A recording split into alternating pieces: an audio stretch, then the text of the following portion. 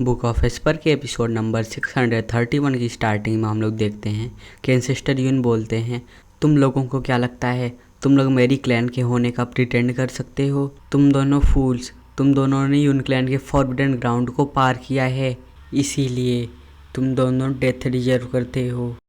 और ये कहने के बाद एंसेस्टर यून अपनी पावर्स का यूज करते हैं और आसमान से आग के गोले बरसाने लगते हैं जो सीधा ब्लैक ईगल और सेकंड प्रिंस की तरफ बढ़ रहे होते हैं।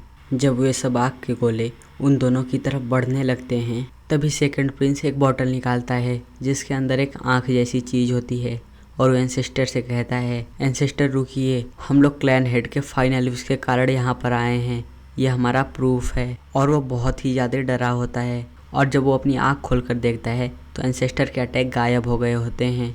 मतलब कि एंसेस्टर ने अपने अटैक्स को रोक दिया होता है। और उस बॉटल को देखकर एंसेस्टर कहते हैं, क्योंकि अब ये तुम्हारे पास प्रूफ है इसलिए मैं तुम्हारा एक रिक्वेस्ट पूरा कर सकता हूँ। जिस पर सेकंड प्रिंस अपने मन ही मन बहुत ही खुश हो जाता है और सोचता है एक रिक्वेस्ट शानदार। और वो एंसेस्टर से कहता है, एंसेस्टर, मेरा एम्पायर एक ईविल पर्सन द्वारा हथिया लिया गया है और मैं आपसे चाहता हूँ कि आप उस ईविल पर्सन को मार दीजिए। उसकी ऐसी बात सुनकर एंसेस्टर उससे कहते हैं, मैं तुम्हारी रिक्वेस्ट को मना करता हूँ। जिस पर सेकंड प्रिंस शॉक हो जाता है और एंसेस्टर उसका एक्सप्लेनेशन देते हुए कहते हैं, मैंने तुम्हें बताया था मैं सोवरन यून का एक छोटा सा हिस्सा हूँ और मैं यून क्लैन को प्रोटेक्ट कर रहा हूँ, इसीलिए मैं यहाँ से बाहर नहीं जा सकता और ना ही तुम लोगों की मदद कर सकता हूँ। उनकी ऐसी बात सुनकर सेकंड प्रिंस उन पर गुस्सा हो जाता है और कहता है, तब तुम आखिर कर क्या सकते हो? और ब्लैक ईगल सेकंड प्रिंस को शांत करवाते हुए कहता है, सेकंड प्रिंस, अपने आप को शांत करिए, ये यहाँ का बॉस है और हम लोगों के लिए अच्छा यही होगा कि हम लोग उसे गुस्सा ना दिलाएं। और ब्लैक ईगल की बात सेकंड प्रिंस भी समझ जाता है और एंसेस्टर से माफ़ी मांगते हुए कहता है, एंसेस्टर मुझे माफ़ कर दीजिए, मैं भावनाओं में बह गया था, मैं बस ये जानना चाहता था आप मेरी मदद कैसे कर सकते हैं। जिस पर एंसेस्टर कहते हैं, तुम मुझसे कोई भी क्वेश्चन पूछ सकते हो, मैं उसका ज़रूर ही आंसर दूंगा। तभी ब्लैक ईगल सेकंड प्रिंस को याद दिलाता है सेकंड प्रिंस वो पेंटिंग, और सेकंड प्रिंस अपने पास से एक पेंटिंग का स्क्रॉल निकालता है और उसे एंसेस्टर को दिखाते हुए कहता है, एंसेस्टर मुझे बताइए वेस्टरलैंड्स का बेस्ट पर्सन डॉन किंगसेन, मैं उसे कहाँ ढूंढ सकता हूँ? इसके बाद एंसेस्टर अपनी पावर्स को यूज करते हुए कहते हैं, डॉन किंगसेन वो सेंट्रल एरिया में है और तुम उसे स्वॉर्ड स्टार एम्पायर की इंपीरियल कैपिटल में पा सकते हो और वो तुम्हारी विश को पूरा करेगा। उनकी ऐसी बात सुनकर सेकंड प्रिंस उनसे कहता है, एंसेस्टर क्या यह बात सही है? जिस पर एंसेस्टर कहते हैं, मुझे एंसेस्टर मत बुलाओ, तुम लोग मेरे क्लैन के मेंबर नहीं हो और मुझे ये भी पता है कि तुम्हारे क्लैन ने क्या क्या किया है। और क्योंकि मैं सोवरन यून का एक छोटा सा हिस्सा हूँ और मुझे रूल्स को फॉलो करना है और तुम लोगों ने यून क्लैन की मिस्टिक आई लाई है, इसीलिए मैंने तुम लोगों को रास्ता दिखाया है। और इसके बाद एंसेस्टर अपनी पावर्स को यूज करते हैं और अपनी एक उंगली उठाते हैं जिससे सेकंड प्रिंस और ब्लैक ईगल दोनों वहाँ से टेलीपोर्ट हो जाते हैं और एक पहाड़ की चोटी पर आकर गिरते हैं। अपने आप को पहाड़ पर पाकर ब्लैक ईगल सेकंड प्रिंस से कहता है, योर हाइनेस, हम लोग यहाँ पर कैसे आ गए? और हम लोग तो माउंटेन के बिल्कुल ही टॉप पर हैं और हम लोगों ने सालों तक चढ़ाई की और अपनी जान जोखिम में डालकर इस पहाड़ को काउंटलेस टाइम्स चढ़ने की कोशिश की, सिर्फ उस जगह पर पहुंचने के लिए, लेकिन वहां से यहाँ तक एंसेस्टर ने सिर्फ हमें एक ही सेंटेंस में पहुंचा दिया। उसकी ऐसी बात सुनकर सेकंड प्रिंस उससे कहता है, एंसेस्टर का सिर्फ एक ही वर्ड काफ़ी था। और जैसा कि यून क्लैन के एंसेस्टर ने कहा, उनकी प्रेडिक्शन बिल्कुल ही सही होगी और जब हम लोगों को एक बार डॉन किंगसेन मिल जाएगा तब हम लोग अपना नेशन रीगेन कर सकते हैं। जूफैन, लू क्लैन और थर्ड ब्रदर, तुम लोगों ने जो मेरा एम्पायर चुराया है उसकी कीमत तुम लोगों को चुकानी पड़ेगी। और ये कहने के बाद सेकंड प्रिंस बहुत ही ज़ोर ज़ोर से हंसने लगता है और सेकंड प्रिंस को ऐसे हंसते हुए देखकर ब्लैक ईगल अपने मन में सोचता है, अगर सेकंड प्रिंस ये सब रिवेंज के लिए कर रहा है तो उसे करने दो और शायद जब वो अपने सिंहासन पर बैठेगा तो उसे समझ में आएगा और वो क्राउन प्रिंस को उस समय थैंक्स करेगा।